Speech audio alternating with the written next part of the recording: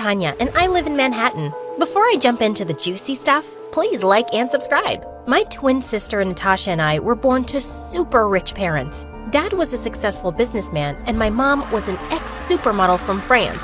And a little wacko in the head. Growing up, Mom told us all the amazing things about her country. Oh, chérie, it is a beautiful country. So many good places to go and huge gardens. I miss it. Mom made France sound like a paradise. And while I got attracted to its beauty, language, and culture, Natasha was fascinated by its fashion and style. I wanted to go there so badly that I practically begged my dad every year for a vacation. Not this year, princess. Maybe when my Natasha becomes a famous model, we'll all go to Paris Fashion Week, Mom said. And she was serious. Mom was obsessed with making Natasha a supermodel. She got her to participate in all the baby pageants, and by the time we turned 5, Natasha's face was on every cereal box in the country. She was famous and evil. At school, she walked around like she owned the place, and at home, she was horrible to all the people who worked for us. She flaunted the fact that she was half French, and the worst was when she spoke in her terrible French accent. One time, Natasha caught our maid's son plucking flowers from our garden, and she went crazy. How dare you? That is my favorite flower. Didn't your mother tell you it is illegal to pluck flowers from my garden? A stupid. The boy looked confused as hell. What? You're fired, you moron. The poor boy was horrified, and the next day he left with his mother. He was just a kid. Why do you have to be so rude all the time? Why do you have to be so rude? Because I can and because he deserved it. Who knows what else he might have stolen? Don't be such a wuss now. Dad tried his best to be there for me, but he was hardly ever around. He was always flying on business trips and bought us the most expensive gifts. When everyone was asleep, he would secretly slip in an extra gift just for me. This is the author's copy of your favorite book. Enjoy! Thanks, Dad. I love you. Eventually, I got tired of gifts and realized that this was his way of making up for his absence. Years flew by, and finally, we turned 16.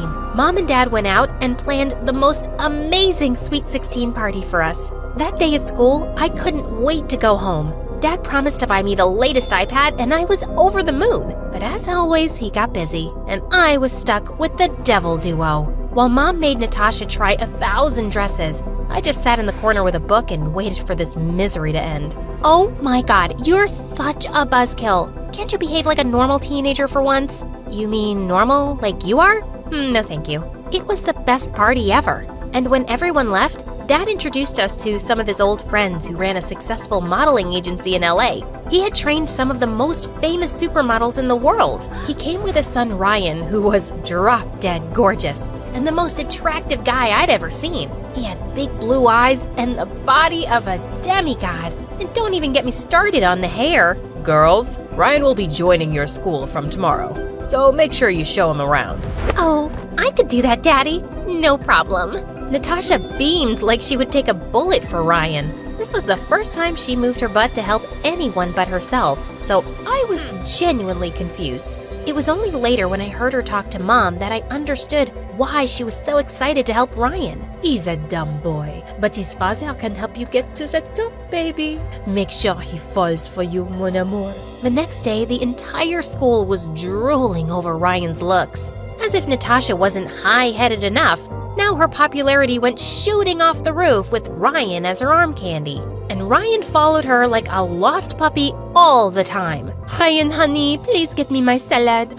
Don't forget the toppings. No fat though. I can't lose my precious figure. Coming right up, princess. He went rushing to give Natasha a fat-loaded burger with a milkshake. No wonder he got it wrong with her pulling off that incredible accent. And that's when I knew that whatever little crush I had on him was long gone, and he was all charm and no brains. The next few days were a blur. Our school musical was coming up and I was the lead writer, so I was drowning in work from head to toe. During the final week of our rehearsals, the drama teacher came running to me. She looked like she'd seen a ghost. Tanya, can you change the storyline and not have a male lead at all? Our lead actor in the play fell and broke his leg. Holy bananas! There's no way we could do that on such short notice. I was losing my mind over the situation, but just then I saw Ryan walk into the hall. I was passing by when I heard you guys. I can be your lead guy. I have a really good memory, and I can learn the lines in no time. Oh, you're a savior. No problem. I gave him his script and asked him to learn everything. Within 15 minutes, he was all set. That was fast. Are you sure you can do this? I can do it if you're willing to help me. Practice my lines with me, will ya? When he started saying his lines, I stared at him wide-eyed. It was like I'd written the part for him, and he looked perfect with that face and voice. If you keep staring at me, I'll get awkward. Sorry. Anyway, you keep practicing. I gotta go. I have a class. I'll see you tomorrow. I hurried to the door to find Natasha fuming in anger. I had no idea that she'd been standing there all this time, watching us like a hawk. What the hell was that? What was what? I saw how you were looking at him. Listen, you nerd, I know you're my sister and all, but don't you dare make a move on Ryan. He's gonna ask me out, and I don't want you, of all people, to ruin this. Just dive into your books and buzz off. Okay, you jealous freak. I wasn't making a move on your boy toy. We were practicing for the school musical. Also, why do you care? You don't even like him. You're only using him so you can reach his dad and become famous. Don't make that face. I know what you and Mom are plotting. Natasha turned red and charged onto me like a raging bull. We broke into a fight, and by the time our teachers broke us apart, she had a massive blue mark smack in the middle of her face. I have a shoot today, you moron! Look what you've done! Get over it. You're great at hiding things, aren't you? Use some makeup and stay away from me. During rehearsals the next day, Ryan told us that he was having a huge party at his house. It was his birthday and the whole school was invited. I just have to look my best. I want all eyes on me, especially Ryan's. Natasha said, jumping around like a frog, trying out dresses like a maniac. Wow, real mature. Just as I was about to leave the room to get away from her awful voice, she jumped on my head and said, "Why are you running off so soon? Listen, not that I care, but if you do manage to get your boring butt to the party, you will stay away from Ryan. Do you get me? I will legit throw you in the barn if you say a word to him. Make all the assumptions in the world you want to. I like my life drama-free." And I walked back into the room, leaving Natasha sizzling in anger. The next day after the party, everyone waited for Ryan at the rehearsals, but he never showed up. I called him a million times, but he kept rejecting my calls. I searched and searched for him and finally found him sitting on the bleachers. Hey, we've been waiting for you for the past hour. You should have told us if you were planning to ditch us at the last moment. Go away, Tanya. I'm not in the mood. Ryan looked sad. I sat next to him and asked him what was wrong. Yesterday was my birthday, and all I wanted to do was spend some time with Natasha. I honestly really like her, but she never even wished me a happy birthday. She came to the party, went straight to meet my dad, and then she just vanished. My heart went out to Ryan. He deserved so much better than my evil sister. Natasha can be mean sometimes. She's the pampered one. Hang in there. I'm sure she'll come around. Ryan looked at me with his deep blue eyes and his heart-melting smile, and we went on our way to practice. Our musical was a massive hit, and everyone applauded and congratulated the team. And after that day, Ryan and I started hanging out more often and became best of friends. I was happy I finally had someone to discuss my books and work with, and he was happy because he could finally get answers to all his annoying questions. What does Natasha like to eat? What's her favorite color? What's her favorite perfume? He was obsessed with her. And then one evening when I had just gotten back from school, I saw Ryan standing in the driveway with the prettiest flowers. I'm gonna ask Natasha to be my girlfriend today. I hope she says yes. Oh, that she will, but not for the right reasons. As his friend, I thought it was high time he knew the truth. Natasha was the meanest person on earth and a manipulative witch, and Ryan needed to know before he got his heart broken. I gathered the courage to tell him the truth, but just then Natasha walked in looking like an angel, and Ryan's mouth went flying open. What an idiot! "Ay, gorgeous, don't you look handsome? And flowers? For me? Oh, sweet, you're the best, Ryan." With that, they drove off in Ryan's supercar. They deserved each other. The fake beauty with no brains. After about an hour, as I was about to jump into my bed, I got a frantic call from Mom. "It's your sister. Hurry, come to the hospital." Mom told me that Ryan's car had a terrible accident on their way to the movies, and Natasha had been seriously injured. I rushed to the emergency room, panting and falling, to find her sitting with my parents watching an MSA video. What on earth happened? I was terrified. She doesn't look hurt at all. Oh, but I am. See? They scratched my perfect skin. It'll take days for me to heal from this. Do you know how much makeup will go into hiding this? Also, I scratched my ankle, but I'll just wear new boots, so it's okay. What in the name of Jesus was wrong with this family? Tanya, you should be happy your sister's fine. Ryan's the one who needs help. He slipped into a coma. We've been trying to reach his dad, but he's traveling. And you're telling me this now? I ran to his room and saw his perfect face, scarred with 1,000 scratches. God, it broke my heart to see my best friend in that state. With Ryan in the hospital, Natasha went around flirting with every guy at school.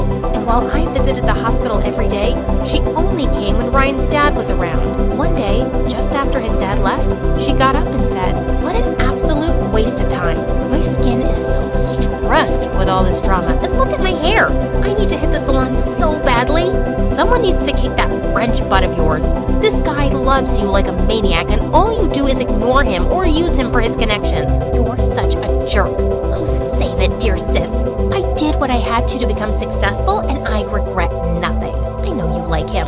Keep him for all I care. He's no use to me lying in that bed, and his dad just doesn't seem to be taking the hint. I'm too good for him anyway. And my perfect body isn't meant to be someone's nanny." With that, she simply turned around and walked off. Unbelievable! Ryan woke up the next day and the doctors told us that his injury would take months to heal. His father took him to one of the best hospitals in the States and they left. I had no way to keep in touch with him now, and that made me super anxious.